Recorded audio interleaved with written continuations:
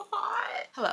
Welcome back to my channel. My name is Caitlin and welcome to another weekly reading vlog. I am so excited to be filming this week my reading. Let me try that again. I am so excited to be filming my reading for this week. I started a fun little series last week called The Hollow Boys, and before I get into it, I want to give some background. If you've been following my channel, been subscribed to my channel, watched any of my previous videos like a year plus ago, there was a series that I was obsessed with called Devil's Night by Penelope Douglas, and I have been itching recently to find something similar to that. And I remember being on TikTok a while ago, like months ago, and I came across one of Larry Reed's videos, and she mentioned how The Hollow Boys is very similar and has kind of a lot of the same vibes as Devil's Night does. And I love Devil's Night Down. Like, that is my series. I love those books. I love the Four Horsemen. I love the story. I love the characters. I love everything about it. And it was kind of like my intro, my putting my toe into dark romance, because I'm not really a dark romance girly,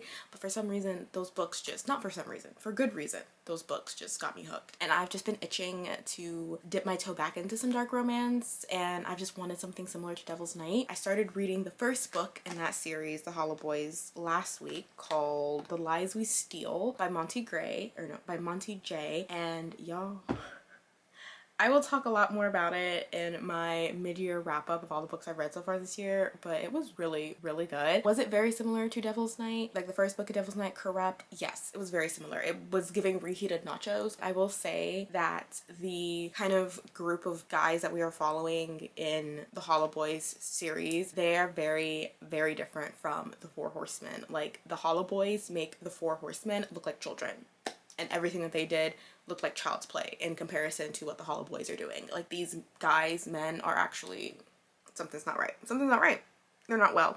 They are not well. But it's very exciting, and that kind of thrill, exhilarating feeling, like being on a roller coaster, not knowing where the story's gonna take you. I felt that reading the first book. It is Monday night, and I started reading the second book in the series, The Truths We Burn. I'm trying to read the cursive. The Truths We Burn, which follows Rook. I keep wanting to say his name is Rock, but his name's Rook. I'm like backtracking a little bit. The Hollow Boys is a dark romance series. Each book is going to follow a different boy in the group, kind of their love interest and background and blah blah blah blah. You guys know how it goes, how interconnected series go. This group of four guys, they're all rich, they're all privileged, they live in a very rich town. Everything is so focused on like your name, your last name, your ancestry, your status, your money. Everything is about money, and these men have money. So even though they're doing things that they should not be doing, they get away with it because of their last name and how much money they have and all that stuff. You know, parents will do anything to keep an image, okay? The way the first book kind of starts out is there was somebody that was very close to all of the boys, but particularly one boy, but there was somebody that was very close to all of the boys that got murdered, allegedly, and they are kind of trying to figure out what actually happened that night, because it wasn't ruled as a murder, but they're like, no, this is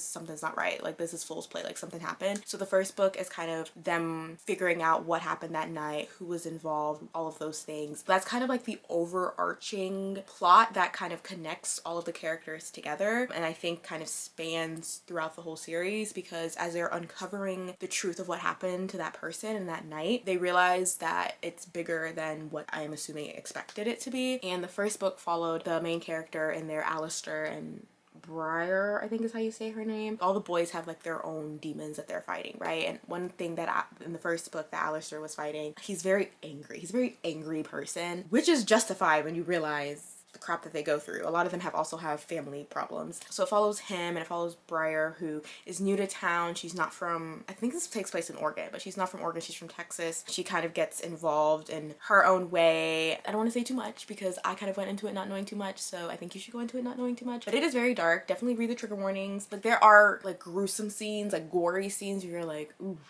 it's a little bit too much detail for me, but it's nothing that I would be like, this is too much for me. Mind you, my experience in dark romance is not much. So anyways, I started reading the second book, The Truths We Burn. Follows Rook. He is kind of like the jokester of the group. So if you've read Devil's Night, I would say he is very similar to Will in the group. The first book, Alistair, is very similar to Michael. Like, they are like this. And I would say that Rook is a mixture of Will and Damon. Right now, I think the story is, I don't know if it's going to be switching from past to present tense or if it's going to be past tense for a good bit of the story and then it's going to go into present tense, but right now it's in past tense, so we're kind of getting a little bit more background. He's got some daddy issues, he's got some real bad family issues that have manifested in their own way, and how he expresses himself and how he deals with the trauma and pain that is inflicted upon him. But it is very, very interesting because his love interest in this book, I was taken aback. I was like, okay. So I'm very curious. I think this one is also like an enemies to lovers to enemies back to lovers, because this is a second chance romance. I'm only 6% in, so I have not read much of it yet.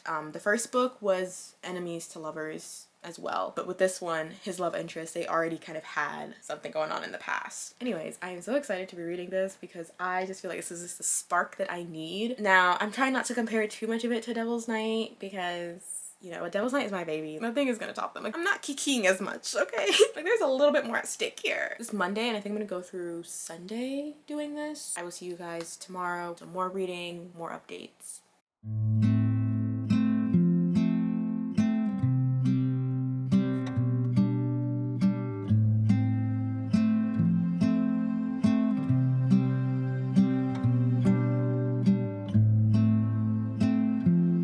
Lock it.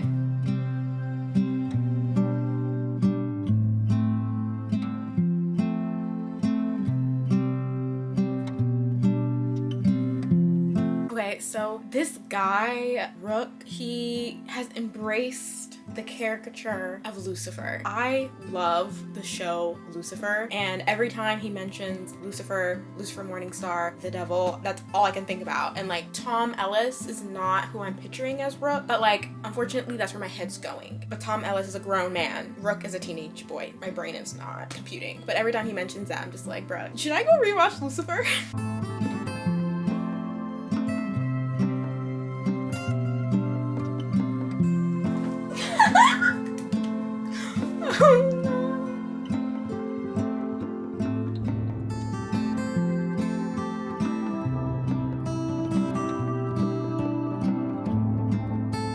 I like that a lot, actually. Fire that never goes out. She sees him, and he sees her.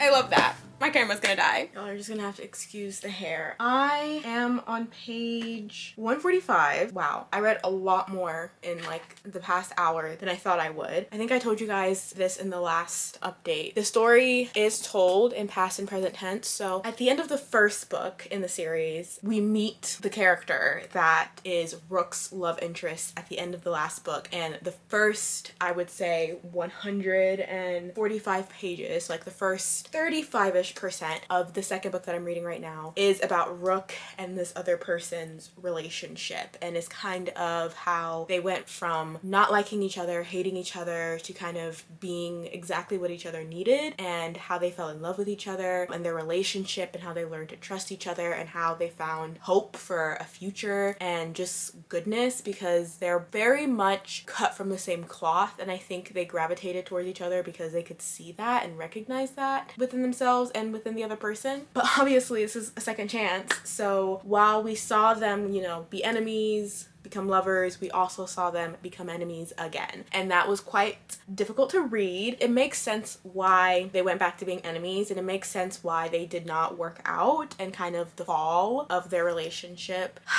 It just sucks because it's just like, the second that somebody feels this is safe, the second that somebody feels like this could be a possibility, is when it comes crashing down. This series is just making me want revenge and retribution, because I am just been pained by certain characters, and I'm just like, I need justice to be served, and I know it's gonna be served, but oh my god, am I just, ooh. Ooh. One thing I will say that I love about this book a little bit more than the last one is that I felt like the last one, obviously it was about the relationship between Alistair and the main character. I don't know if this camera is straight, so if it's not straight, I'm so sorry if I'm crooked. I feel like it's crooked. I felt like because that one was the first book, while it did focus on their love story and their relationship, there was this overarching plot that was kind of driving the story equally along. So while I do think their story was well-rounded and we got a good glimpse into them, and everything like that. I feel like with this book, we're getting more of a relationship and more of a love story, romance as a centerpiece of the story rather than this overarching plot line. And I know I don't want to compare it to Devil's Night, but like, I'm sorry, I have to a little bit, just a little bit, just a little bit, just a little bit.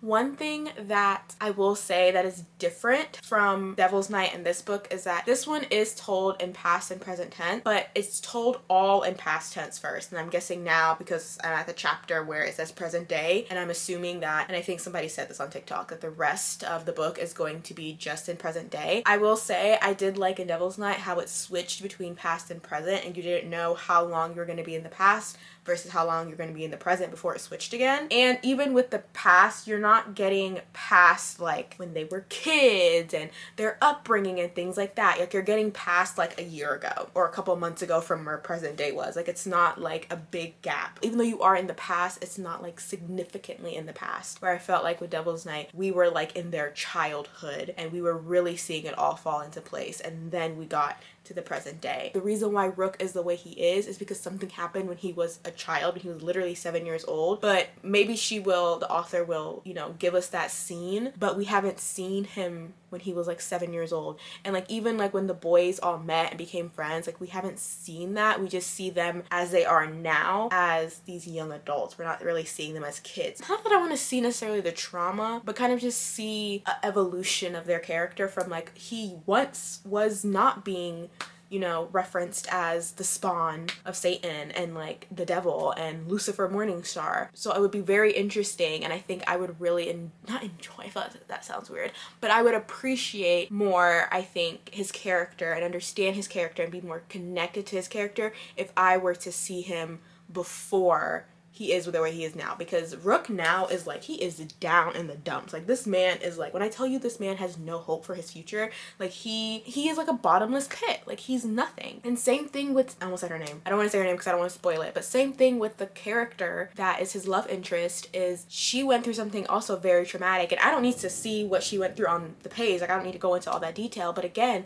seeing who she was before that happened and before she was kind of forced to be the person she is today, like seeing who these characters were before they were forced and before the world forced them to be who they are because out of survival, would really help me connect more with their characters. But again, like the past is just really a couple months ago before the big event happened that is moving the plot along for the whole series happened. I'm trying to be vague, but so far so good.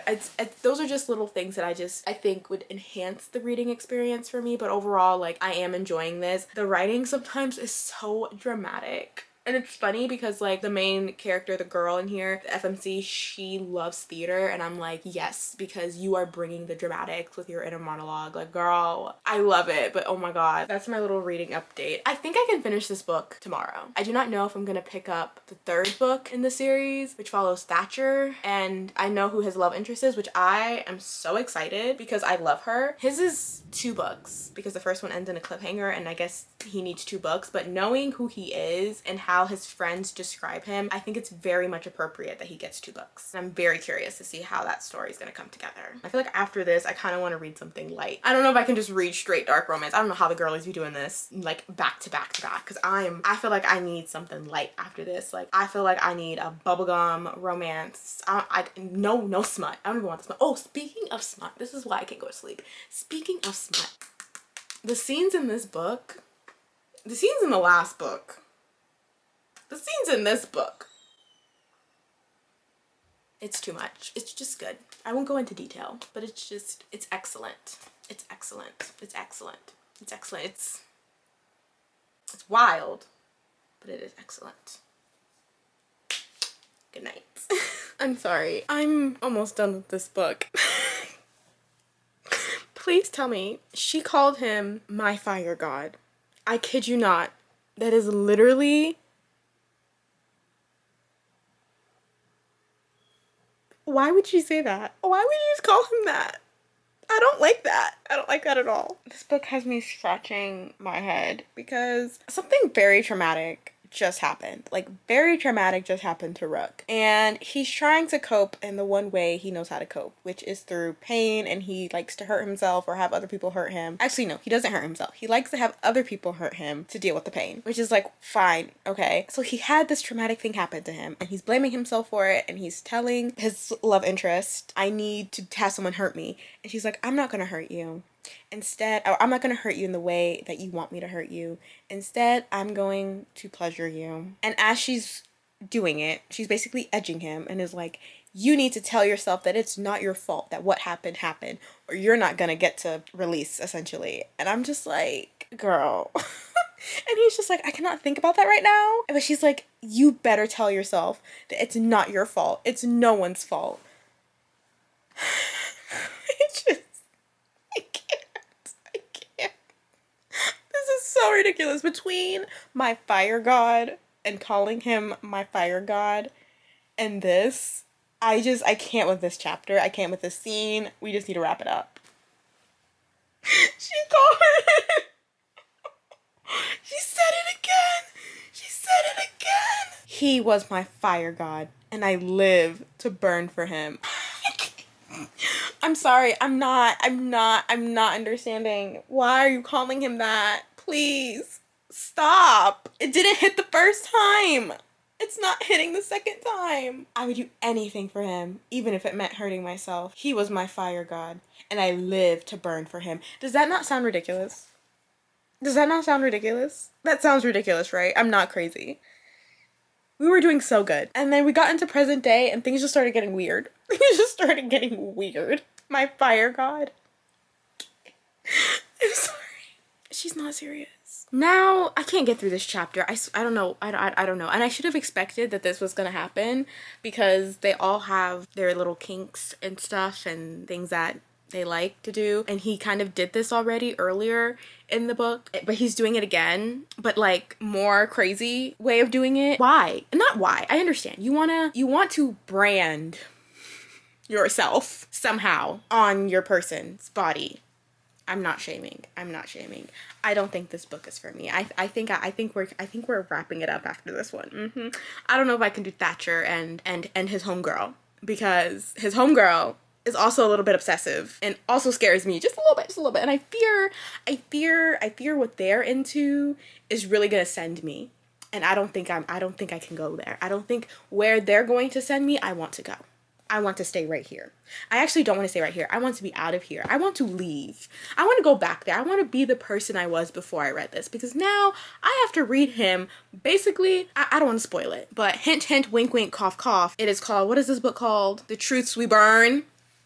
The Truths We Burn. He is her fire god. Basically, he is her fire lord. It's giving Avatar. You can figure out what they're doing right now, probably, from those hints. Yes. Yes. The answer is yes. At least that's what I think is happening. Yes, that's exactly what's happening. I don't want to judge. How many more minutes do I have? I have 48 more minutes left in this book. I'll see you guys at the end of this book when I'm done. I just want it to end, so I'm just gonna finish it. Guess why I'm here?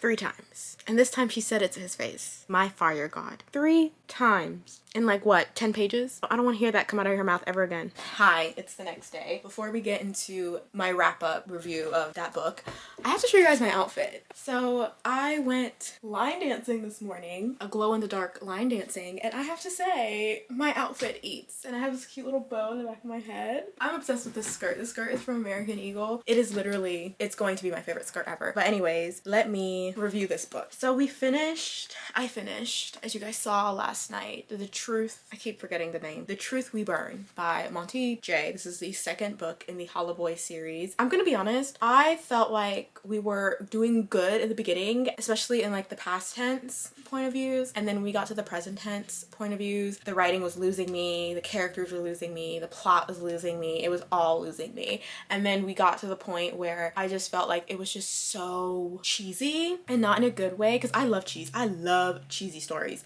but it just got too cheesy. The author author, the writing really dove into a lot of like biblical references. Like I said, I think earlier, Rook, the main character, male character, he kept referencing himself as Lucifer. Not that he references himself as Lucifer, but that is just something people have placed upon him, and he has just taken it as who he is. And then a lot of reference to his love interest as Lilith. And I'm not very familiar with the story of Lucifer and Lilith and falling from grace and all that stuff, but it's a lot of that, and I just was like, this is so corny. So corny, especially because he would just constantly make the reference to the point where it was like, I get it, you are drilling it in, I understand that this is how you feel about yourself, and I understand this is a label that was placed upon you, but you are drilling it in to the point where it's just like, okay. And then she started calling him my fire god, my fire lord, and it just started getting too ridiculous for me. I think that the overarching plot that we're following that started in the first book and continues on in the second book, I will say that that is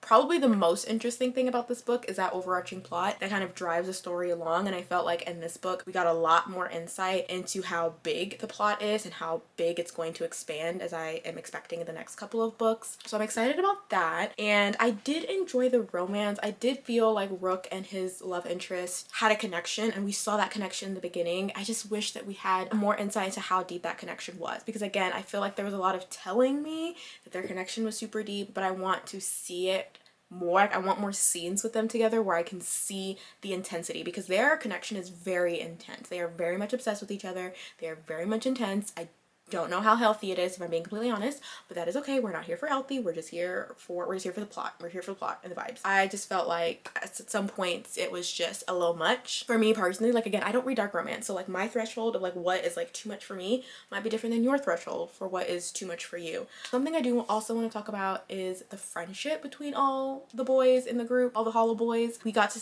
get more insight into how deep the connection is with all four of them, and how much they really depend on each other, and how much like that love goes deep for each other, especially two specific characters between Rook and Silas, who is the one who has been most affected by this overarching plot that we're following. I'm very curious to see when I get to his book how it's gonna go. I am going to continue the series. I don't know if I'm going to continue it in this video, because honestly I don't think I have the brain power, emotional bandwidth to continue to read this right now, because I know the second one or the third one and fourth one in the series is going to be really crazy, and I just don't know if I can. I just need something light right now. I need something with sunshines and rainbows that's not gonna make me scream. I do want to read another romance, but I don't know which one I want to read. I have ideas of the ones that I kind of want to read, but we'll see how I'm feeling later on today, which one I end up picking out. But overall, I think that this was a solid book. It had some highs, it had some lows.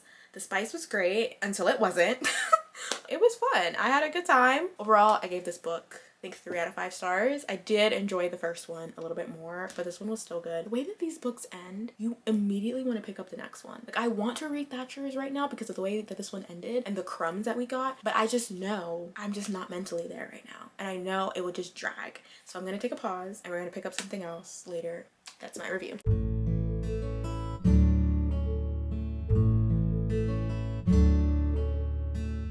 I hope this gives me what I want it to give me.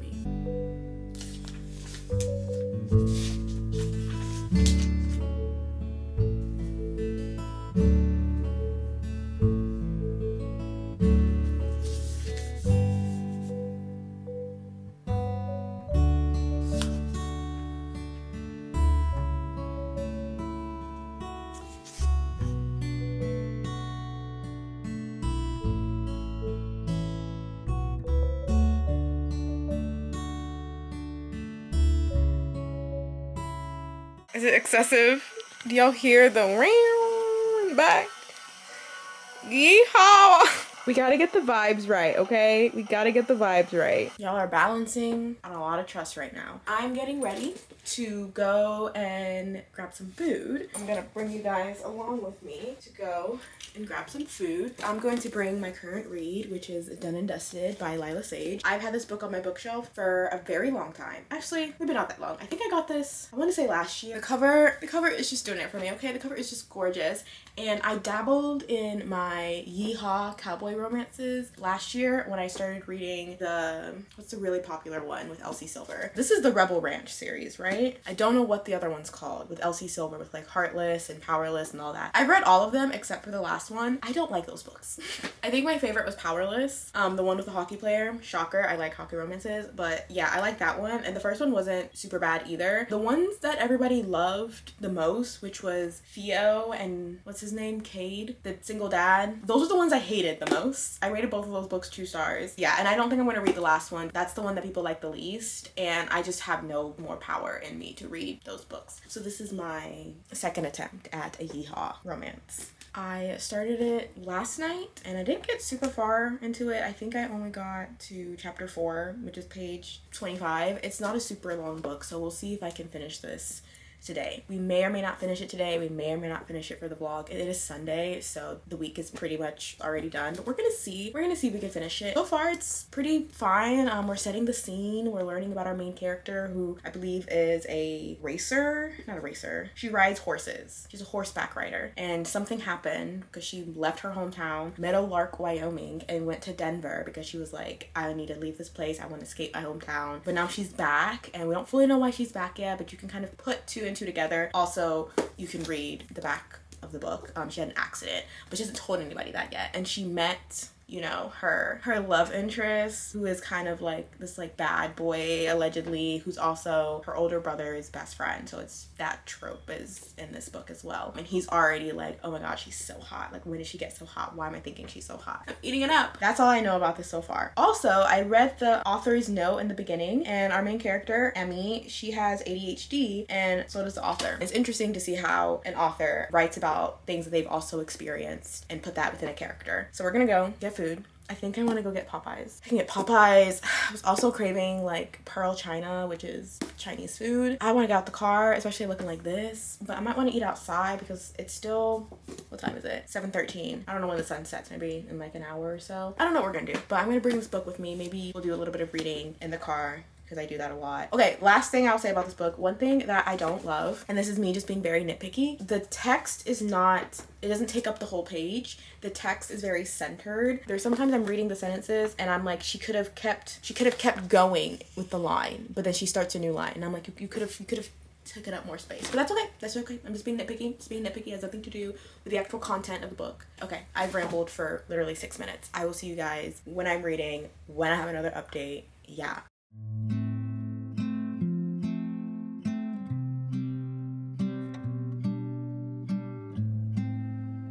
Hello, it is now Monday and it is time to end this vlog because it has been a week and I'm going to start another vlog starting tomorrow, which is going to be very exciting because I'm doing something very exciting at the start of that vlog. I am going to give you guys a quick update though of Done and Dusted and kind of where I am and my thoughts on it before I end out this video. I am on page 117.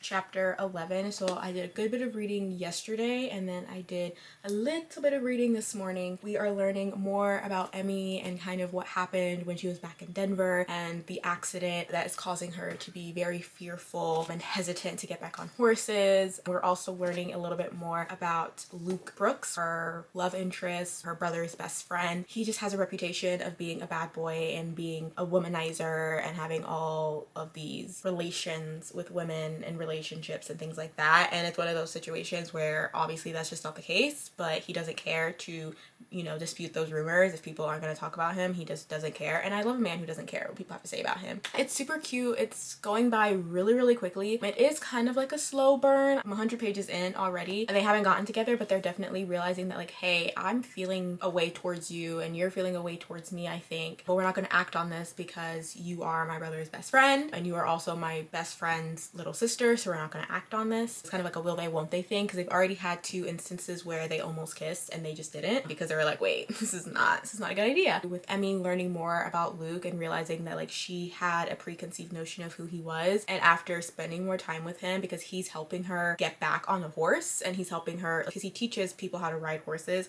so he's like, you know, I understand that you went through this very traumatic thing and sometimes what can be the most helpful because you obviously still want to be able to do this is to start with the basics. So he's teaching her the basics of horseback riding and everything like that, and they're having these moments where they're just connecting a little bit deeper and they're realizing that like, oh wait, we can actually be friends, and I just love that. I love that. It's just so cute. It's so hee-haw. Definitely a fast-paced romance novel, even though the relationship and the romance between these two characters is more of a slow burn. You will not unfortunately hear my thoughts on it because I'm ending the video right here, but I am enjoying it. At least a 3-star right now for me. That is it for today's video. Thank you guys so much for watching. This week was super fun and I'm excited to film next week starting tomorrow. If I don't finish this book tonight, then this book will be in that video because I'm going to be doing a continuation. So you may see this book in that video that's coming out after this one roughly, or I will start another book. I don't know, we'll see. But if not, this book will definitely be in my mid-year reading wrap up for sure if you are waiting to hear my thoughts and opinions after I finish reading it. And if it is good, I might read the rest of the series because the covers are so freaking cute. And honestly, even if it's not good, I might just read it because the covers are so cute and I want to own all of them. And I started following the author Lila Sage on Instagram and TikTok and she seems really cool. And I love cool authors. That's all I have to say. Thank you guys so much for watching and I will see you guys in my next video very soon. Bye!